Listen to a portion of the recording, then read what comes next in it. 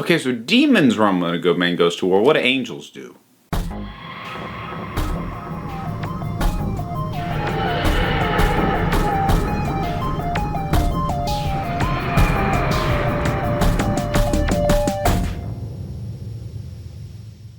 That was a really stupid intro. Hey, everybody!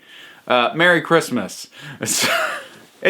I'm not doing anything special for Christmas on the channel. It just happens to be the day that the thing I was already going to do, which is this, is coming out. So, woo! So yeah, let's talk about A Good Man Goes to War. Sort of a mini finale midway through Series 6. And I have a lot of good memories about this one. I liked it immediately when it aired, but it's also one of those ones that going back and rewatching it, I wanted to try and take the nostalgia goggles off at least a little bit, and try and look at it with fresh eyes if I could at all. And I really can't. I mean, I love what I love about this thing, and there is so much. I love that it opens with Rory getting to be a freaking badass. I love Amy's performance, especially the grief and the pain when she realizes that she has lost her daughter. And she plays that amazingly well. Like, that choked me up. That got me. The amount of directions that Matt Smith has to go in terms of channeling, anger, triumph, and, having his little fun moments, but then his frustration, his confusion. He's got a lot to jumble, and he has to change gears really quickly, sometimes even in the same scene, and he pulls it off really well. We get the introduction of Jenny, Strax, and Vastra. I like the three of them quite a bit, so that's a good thing for me in my book. Strax especially. Strax, I think, we'll see what I think about him revisiting him later, but his introduction here, friggin' perfect. This war combat obsessed Sontaran, telling people don't slump, it's bad for your spine. Oh, that's great. And plus, fun callbacks with Dorium and with the pirates, and Danny Boy felt mildly contrived. I think that's only because the Spitfires in space felt contrived even in the episode they appeared in. But, why not? Bring them to the party. Sure, let's go for that. And there's just a really good... There's such a sense of triumph in the first half, and then such a sense of, wait, something's wrong. It's gonna come apart, and then it does, and just the bottom drops out of the thing. It's such a ride. And then, of course, we have the reveal of River and who she is. And I know some people claim to have called it in advance. I absolutely didn't. Now, part of that is I don't spend a ton of time trying to preemptively unravel mysteries, especially around characters' identities, because for me, if I don't care about the character as they're presented to me, then it doesn't matter who they turn out to be. And I did like River. I've always liked River. So I was invested enough in that, and I'm not really a fan theory person in the first place. I don't go to those kinds of sites or forums or subreddits or what have you. So there are probably plenty of people who either figured it out on their own or came across somebody else who spoiled it because they said, hey, I think it's this. I managed to avoid all that. So the reveal of River being Amy and Rory's daughter, it caught me completely off guard, and I loved it. I thought that was great, and it really did feel like it fit. Not in this answers so many questions way. It's like, no, this raises a whole lot more questions, but at the same time, like that, yeah, that feels right. And I love the way it's revealed with the translation of the thing that Amy had been given. That this soldier had stitched Melody Pond's name.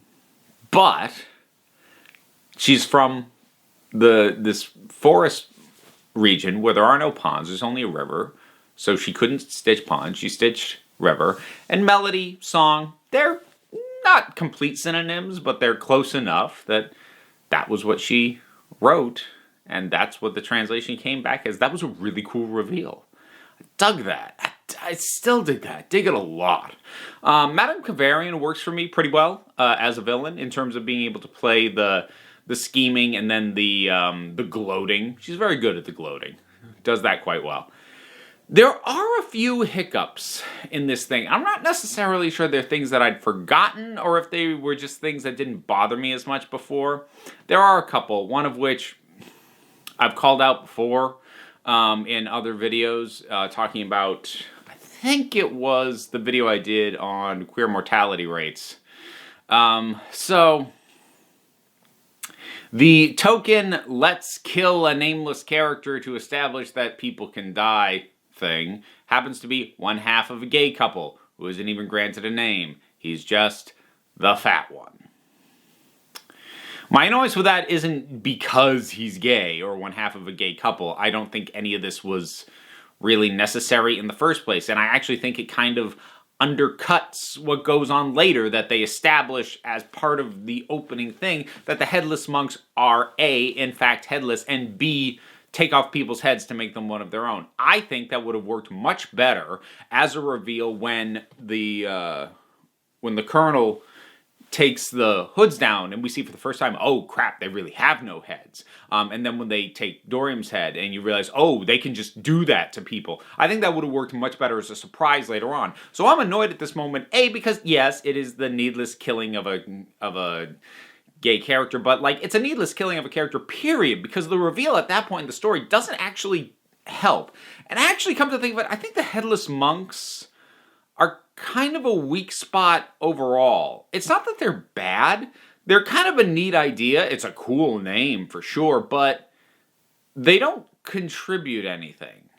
Not really. There's nothing that they do that actually has any impact on the story that couldn't have been done by just some kind of elite sort of soldier, or like really anything. It's a filler, it's a stand-in, we want to have something new here, what can it be? But they're no more impactful than the Smilers were in The Beast Below, or the Whispermen turned out to be in Name of the Doctor later on down the line. It's just a placeholder, and they're a cool enough idea that I kind of wish they weren't being just tossed in and then never picked up on again.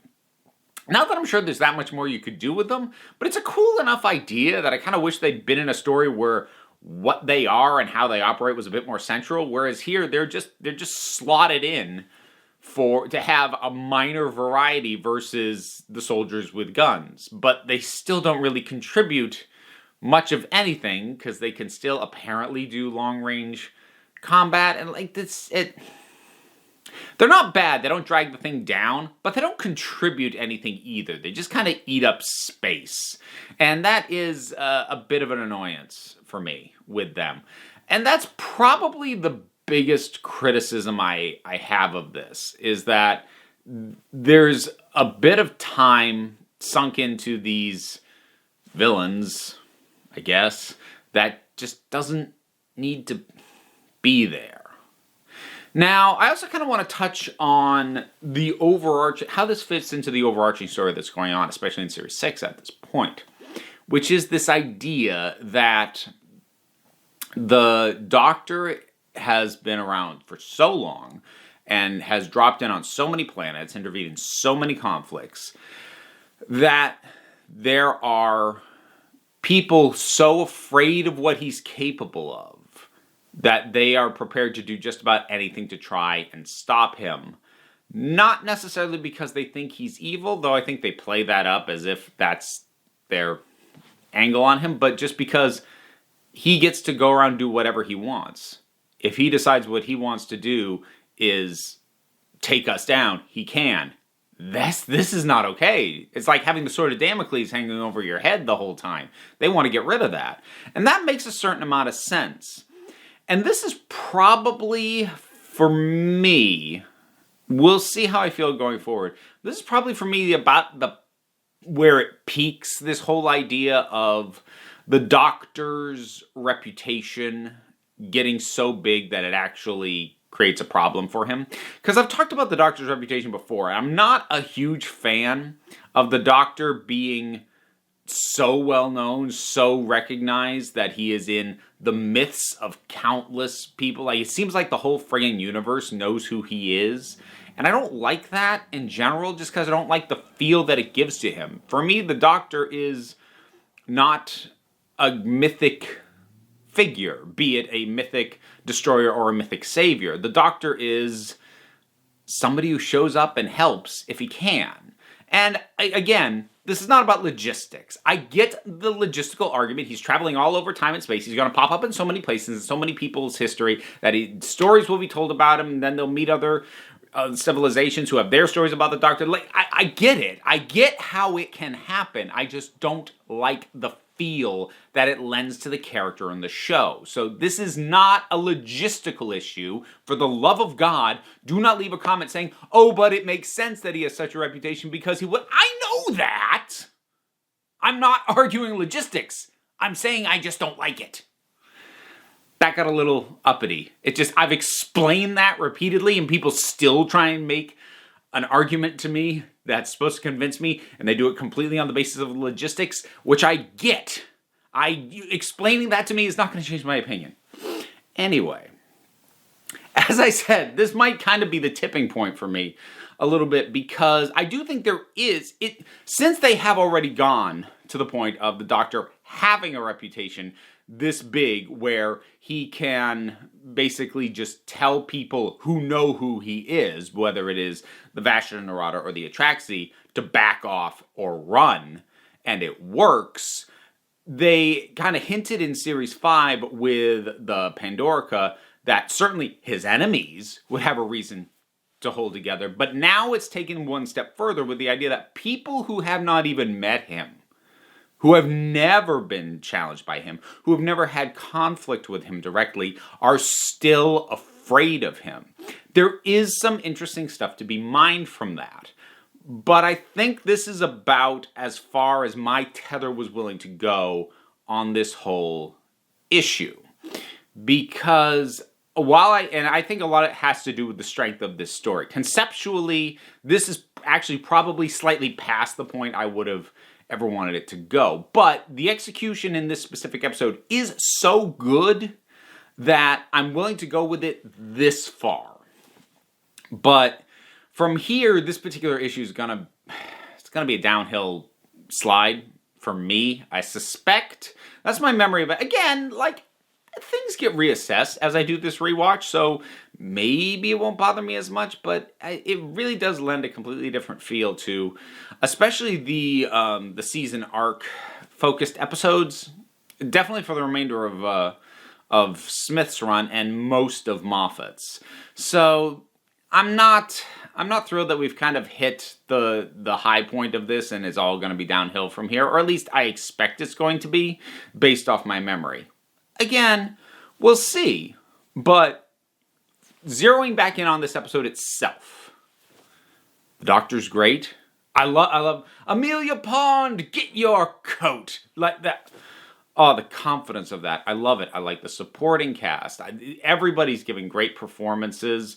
It's just really solid, excepting basically the Headless Monks, which aren't even a drag on it. They just aren't contributing much to the proceedings. And that's about the worst thing that I can say about it, looking at the episode in isolation. Looking at it overall, like, this is continuing a trajectory that I'm not a huge fan of, but, you know, is what it is, and we'll deal with that as it comes up in future episodes. Next one's Let's Kill Hitler. I'm going to be really curious about that one. Largely because my memory of it was fine and I had fun, but I keep seeing it pop up on people's list of like worst episodes of the modern era, and I don't know if something just bothers other people that it didn't for me, or if there was an issue I missed, because I haven't rewatched it in a while, but I'll be curious to see if I end up being kind of a low-key defender of that one or not, depending on what I get out of the rewatch. We'll see. That'll be in the new year. So I'll be back with more of these in 2020. So thanks so much for tuning in, folks. Good man goes to war. What do you think about it? Whatever your thoughts are, drop something down in the comments. Let's talk about it. A bunch of stuff to do. Like, subscribe, share this video, support me on Patreon. Ooh, wouldn't that be nice? Plus links to other stuff besides. Click on them. They'll take you places, or don't. You don't have to. Because at the end of the day, you're the council. I'm just running the meetings. And until next time, this council is adjourned. Merry Christmas.